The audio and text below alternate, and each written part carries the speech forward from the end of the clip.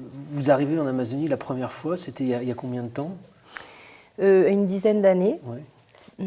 Traditionnellement, le chamanisme en Amazonie, nous on connaît beaucoup aujourd'hui, on connaît l'ayahuasca, on pense que c'est ça la tradition. En fait, la tradition en Amazonie, ce sont des diètes, c'est-à-dire que c'est des expériences d'isolement dans la nature.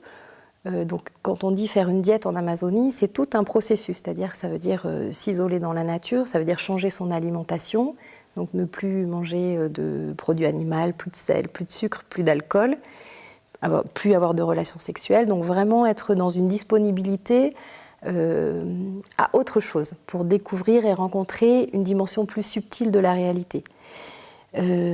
Donc à partir de ce setting, à partir de ce dispositif, il va y avoir ce qu'on appelle des diètes de plantes ou d'arbres. Donc ça veut dire qu'on va boire quotidiennement des décoctions qui sont fabriquées à partir de plantes ou à partir d'écorces d'arbres.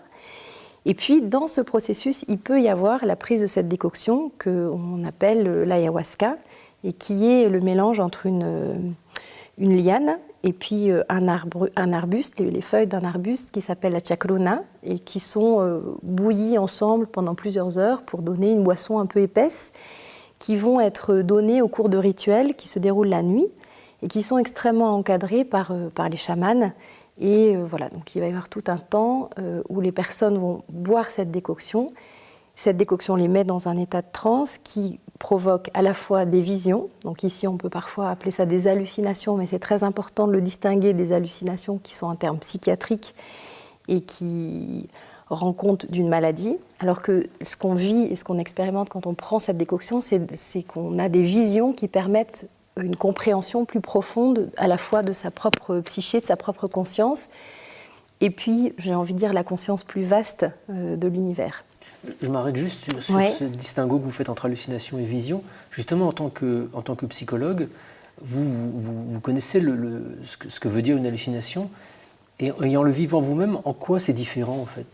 Vous n'êtes pas posé la question de savoir, c'est peut-être que les patients qui hallucinent vivent ce que je suis en train de voir moi? Alors la différence entre une vision et une hallucination, c'est que dans la vision, on garde sa conscience vigile. C'est-à-dire que moi, je peux avoir une vision, mais je sais que je suis là et je sais que ce que je vois est une vision.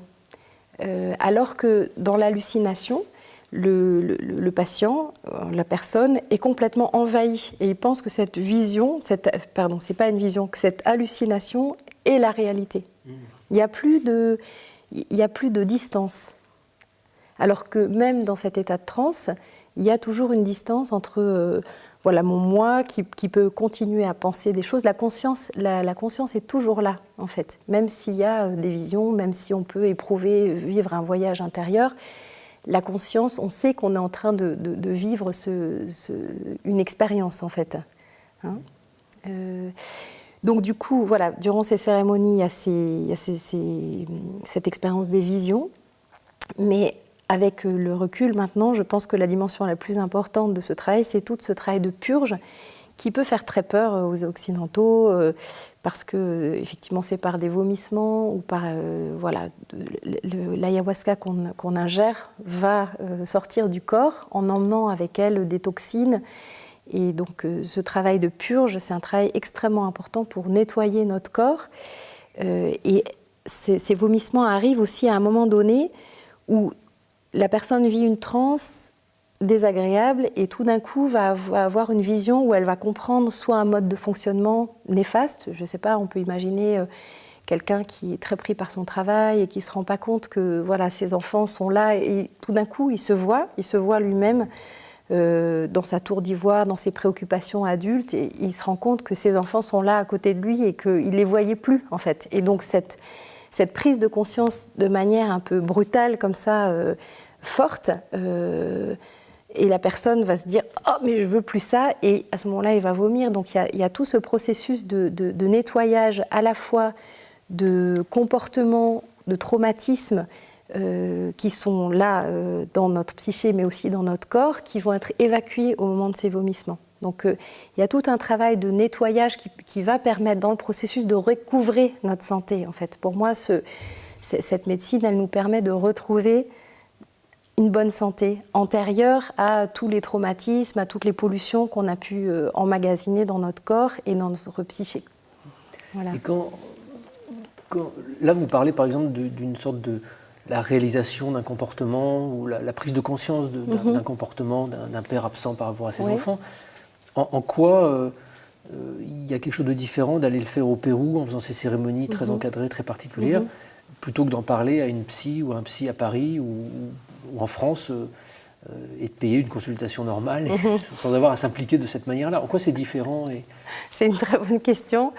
Déjà, c'est beaucoup moins onéreux d'aller voir un psy à Paris, beaucoup moins coûteux en termes de temps et d'argent que d'aller jusqu'au Pérou. Donc ça, c'est déjà une différence.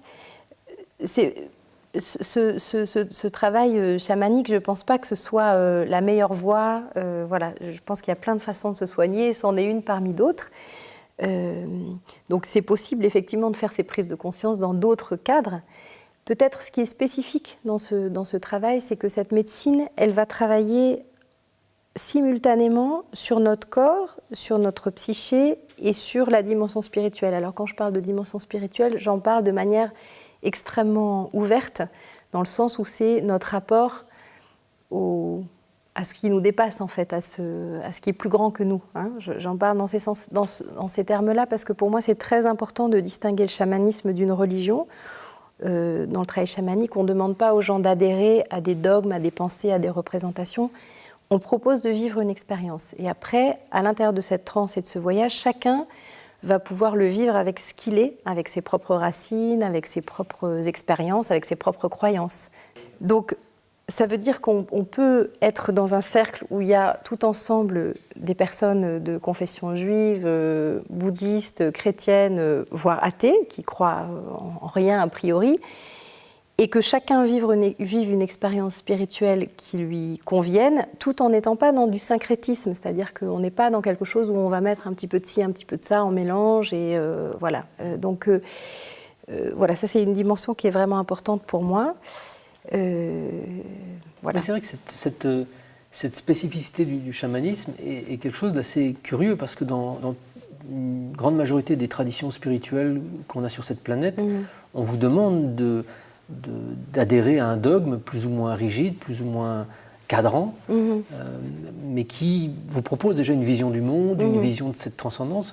Or, le chamanisme, c'est pas ça. Le chaman n'est pas un prêtre, il est juste un officier de sécurité, en fait, si on peut dire ça. Oui, pour moi, un bon chaman, c'est d'abord quelqu'un qui va créer les conditions pour que la personne vive une expérience en toute sécurité. Voilà, ça c'est, on va dire, le basique. Parce qu'il y a des risques. Après, parce qu'il y a des risques, oui, il y a des risques importants avec cette médecine.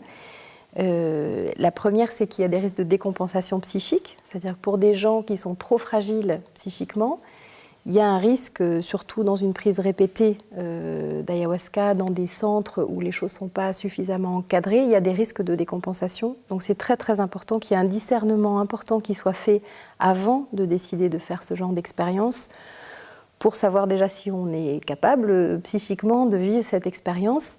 Et puis ça demande tout un accompagnement avant, pendant, après. C'est pas du tout quelque chose qui doit être fait comme ça à la légère. Et puis après, il y a des risques aussi parce que c'est une médecine qui est très très forte, très puissante, et que si elle est mélangée avec certains médicaments, comme par exemple tous les médicaments qu'on utilise dans les traitements psychiatriques, comme les antidépresseurs, les anxiolytiques par exemple, ça peut entraîner le décès de la personne. Et également, si on mélange ces substances avec d'autres drogues, il y a des risques de décès. Donc c'est vraiment très très important de sécuriser tous ces aspects avant que quelqu'un commence une diète. Justement, c'est ce qui me plaît dans votre approche, dans ce que vous avez écrit, c'est on sent une vraie lucidité sur ce que représente cette médecine. Je vous cite page 140. La médecine chamanique ne transforme pas notre réalité d'un coup de baguette magique, mais elle nous offre cette chance inouïe de nous remettre dans un état de santé qui rend insupportable toutes les maltraitances que nous pouvons nous infliger, qu'il s'agisse d'addiction à l'alcool ou à des drogues, de troubles de conduite alimentaire, de situations relationnelles ou professionnelles destructrices. Le participant prend conscience avec force au cours du séjour et dans les temps qui suivent des maltraitances qu'il s'inflige. Vous l'avez dit, j'ai le sentiment que ces prises d'ayahuasca et ces temps de diète sont des moments où on amorce quelque chose. Ce ne sont pas des moments où on résout, comme par enchantement, une pratique. Ce n'est pas un week-end de développement personnel où tout d'un coup on va en revenir bien et apaisé. Qu'est-ce qui agit en fait dans ce travail qui est fait ?